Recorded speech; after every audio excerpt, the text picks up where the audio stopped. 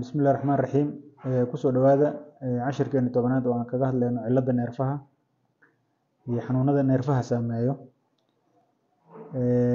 haddii aan ka bilaabo horta sideedaba neerfaha ma ahan cudur badanaa bulshadana waxay dhahdaa neerfa ay haayo iyo ditoro neerfa iga baar iyo dhiiga neerfaha iga qaad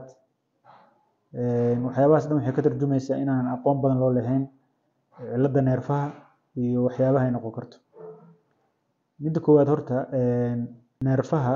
waa qayb ka mid ah jirka oo u taagan bedelka korontadoo kale maskaxda waxay kula xiriirtaa xubnaha kale oo jirkeena ah neerfaha sida wax fiilo camal oo koronto sida ayay jirkeena ugu dhex musheexdaa dareenside ayaa la yiraahdaa neerfaha warbixin ayuu xubnaha gaarsiiyaa warbixin ayuu ka soo celiyaa maskaxda u geeyaa maskaxda way tarjuntaa xubnihii ku soo warcelisaa qaabkaas ay horta jirkeena u shaqeeyaan waxaa la qiyaasaa in ka badan 600 oo cudur inay saameeyaan neerfaha marka hal iyo laba cudur ma aha sidee marka waxaas oo cudur ah loo kala garan karaa way sahlan tahay haddii aad ila fahantid maanta sida neerfaha u shaqeeyaan tusaale yar haddii aan ka bilaabo meesha aad ku nooshahay shirkad koronto bixisa ayaa joogta shirkadaas waxay leedahay matooro korontada dhaliya matooradaas waxaa ka soo baxo keebalo waaweyn oo korontada qaada korontadaas hal meel ayay iskugu geeyaan halkaas ayaa markaa laga kala qaybiyaa oo fiilooyin kale oo fiilooyinkii hore ka yaryar ayaa ka baxo xaafad walba fiila aado xaafadda markay aado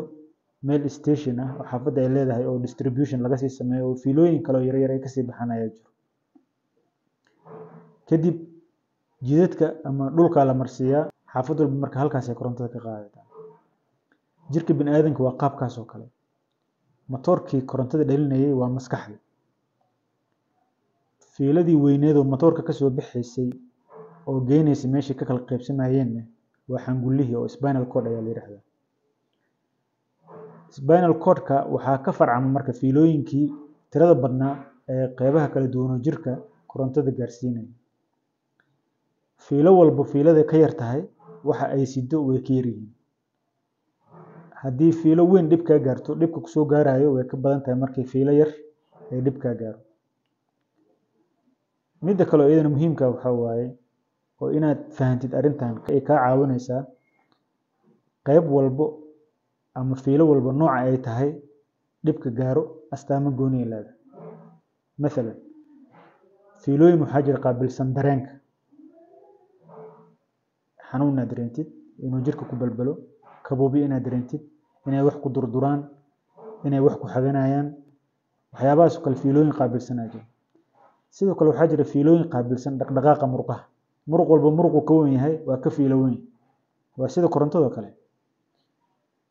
sidoo kale muruqo waxaa jiro oo aadan kontrooli karin oo jirka ku jiro sida kuwa wadnaha ka shaqaysiiyo kuwa neefsiga kuwa dheefshiidka kuwaas fiilooyin gooni ah marka qaabkaas oo kale ayuu ilaahay horta jirkeena u abuuray sidee loo baaraa marka hadday tusaale ahaan korontada gurigaa ku jirto hadduu bareys kaa gubto ama uu diido inuu shaqeeyo waa ogaa kartaa in fiilada bareyskaas inay cilad ka jirto haddii bareys kale agtiisa oo asna uu aragtid inuu asna uusan shaqaynaynin waxaad dareemaysaa in labadaas bareys fiilada soo gasha meesha ay ka timaado inay cilad ka jirto maalan nala haddana la maqnaaday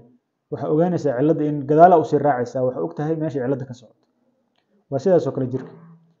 haddii maalan hadda oo kale lugta aad xanuun ka dareentid kasoo qaad suulka aragtay ama hal far ama far iyo faryareeda aragtay in dareenka ka maqan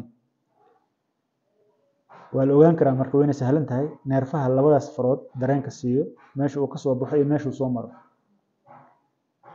hal lug waa maalan cilad kaa qabta kasoo qaadba lugta bidix sinteeda iyo wixii ka hooseeya ayaa laga hayaa waa la ogaa karaa cilada inta lugta hoos laga baari lahaa in sinta iyo wixii ka koreeya laga fiiriyo laf dhabarta cilad kaa gaartay ama xangullaha dhib kaa gaaray markaas waxaa waaye labada lugood in lagaa qabtaa laga yaabaa iyadoo ay ku xiran tahay weliba meeshuu dhibka kaa gaaray haddii maalan surka dhib kaa gaaray labada gacmood iyo labada lugood inaad naafo ka noqotid laga yaabaa hadduu dhabar kaa gaaro meesha dharka laga xirto labada lugood inuu dhib kaa gaara laga yaabaa haddii neerfaha aadayo sinta oo marayo oo lugta keligeed aadayo waxaa laga yaabaa in lugta keliya lagaa qabto. haddii madax cillad ay ku timaado waa matoorkii matoorka haddii cillad ku imaato wuu ka astaamo duwan yahay. dadka qalalka qabo oo kale matoorka laga haystaa. marka qayb walbana astaamo u gaar ah leedahay. astaamo neerfaha maskaxda ah, astaamo neerfaha xangulaha ah, astaamo neerfaha oo dibaddan iyo adimaha qaabilsan, astaamo oo neerfaha dheefshiidka, wadnaha way kala duwan yihiin. marka inaad saas u kala fahantid waxay naga caawinaysaa cashirka soo socdo inaan sii faahfaahiyo aan dhaho maalan astaamaha la socdo xanuunka noocaas ah saas ay leeyihiin. hore ayaa ka fahmaysaa cilladda meesha ay ka haysato iyo sida aad dhakhtarka wax ugu sheegi kartid. midda kale ugu dambeysa waxaa waaye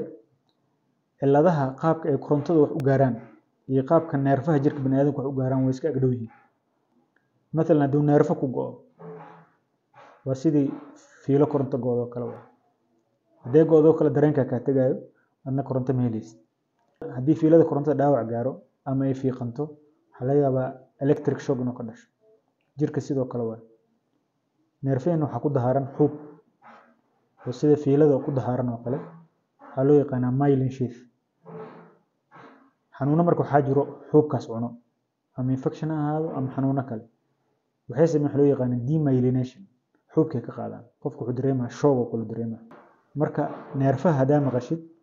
waa qayb ka mid ah jirkeena taas oo muhiim u ah inay macluumaadka ama informationka ama warbixinta jirkeena isugu kala goosho u kala qaada. qanjirada ka shaqeysiyaan ayaga u sheegay dhacaan la soo daayo. wadnaha ka shaqeysiyaan, neefsashada ka shaqeysiyaan, dareenka ka shaqeysiyaan, dhaqaaqa ka shaqeysiyaan, fakarka ka shaqeysiyaan, xasuusta ka shaqeysiyaan. marka waa dareemi kartaa inta cudur oo meelahaas asiibi karto. marka hadda wixii ka dambeeya waxaan rajeynaa haddaad dhegeysid cashirkan aadan dhihi doonin doctor neerfaha iga baar ama dhiigga neerfaha iga qaad. waa inuu cashirka xiga waana mahadsantihiin.